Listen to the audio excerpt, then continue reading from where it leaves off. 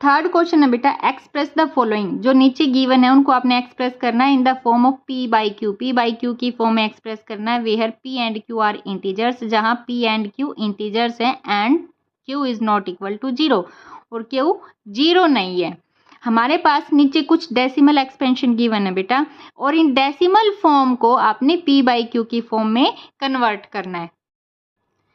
इसके लिए बेटा आपको सिर्फ 3 स्टेप्स को याद रखना है। अगर आपको 3 स्टेप्स याद होगी तो आपको चाहे कोई भी नंबर यहाँ पे चेंज करके दे दे, आप आसानी से उसको कर सकते हो। ठीक है, फर्स्ट स्टेप तो होता है हमारा, इसको हम x के इक्वल लेट कर लेते हैं। ठीक है, 6 के ऊपर बार है, 1 डिजिट के ऊपर बार है ना, तो 1 डिजिट बार बार रिपीट होती रहेगी, हमारा 6 बार बार रिपीट होता रहेगा। तो फर्स्ट स्टेप तो ये है, हमारा x के इक्वल लेट कर लिया हमने, x इक्वल टू 0.666 ऑन, ये हमारी बन गई फर्स्ट इक्वेशन। फर्स्ट स्टेप हो गया।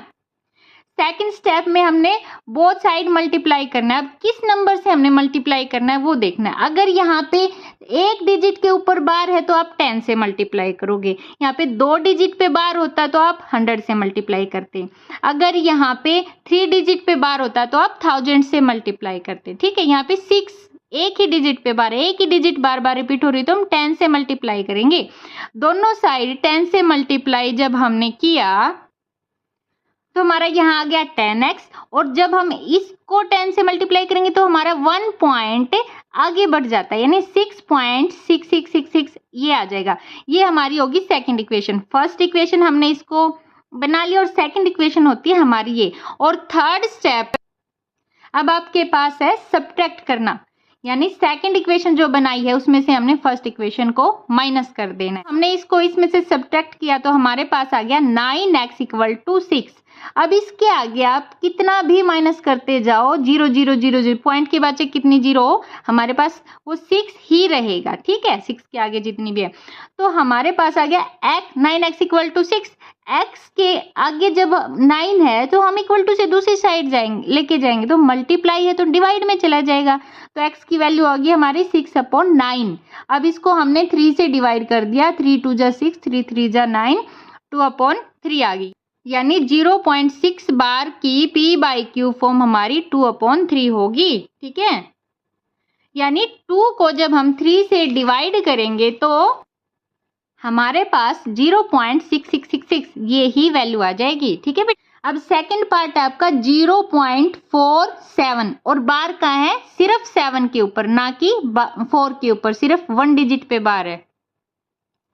ऐसे ही बेटा हम x के इक्वल लेट कर लेते हैं पहले, और फिर इसको जो रिपीट हो रहा है हमारा बार बार, हमारा 7 रिपीट हो रहा है ना कि 4, हमने 7 को ही यहाँ पे राइट किया, तो ये हमारा फर्स्ट स्टेप, हमारी इक्वेशन फर्स्ट इक्वेशन बन गई। सेकंड स्टेप ने हमने 10 से मल्टीप्लाई किया क्योंकि हमारे 1 डिजिट पे बार था, 10 से मल्टीप्लाई करने के बाद ये 1 डिजिट 1 पॉइंट आगे आपका ये डेसिमल लग जाएगा, तो 4.777 ये आ जाएगा। ठीक है, और यहाँ पे 10x। और थर्ड स्टेप क्या था, हमने सेकंड इक्वेशन में से फर्स्ट इक्वेशन को माइनस करना है। सेकंड इक्वेशन हमारी ये है और फर्स्ट इक्वेशन हमारी ये है। जब हमने माइनस किया तो यहाँ पे आ गया 9x इक्वल टू 4.3।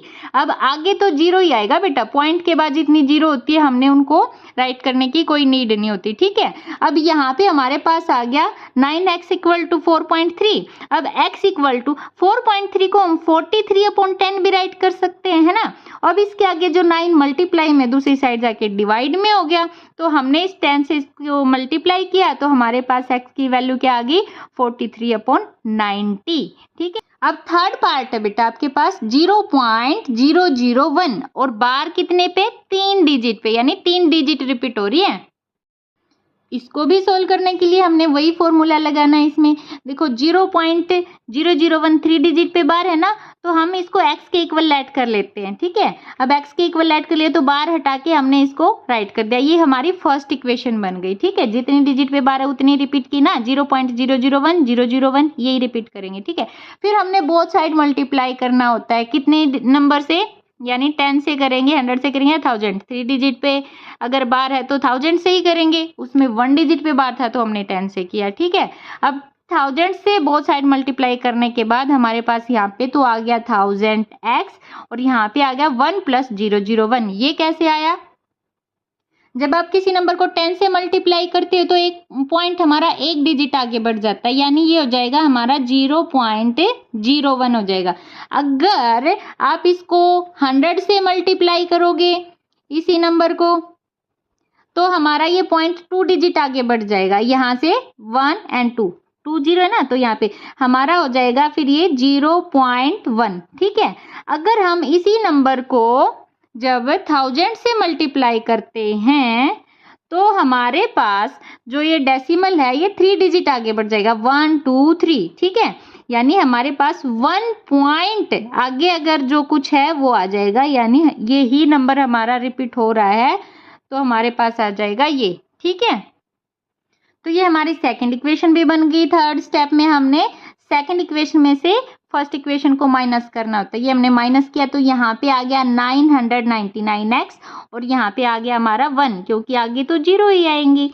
तो x इक्वल टू 1/999,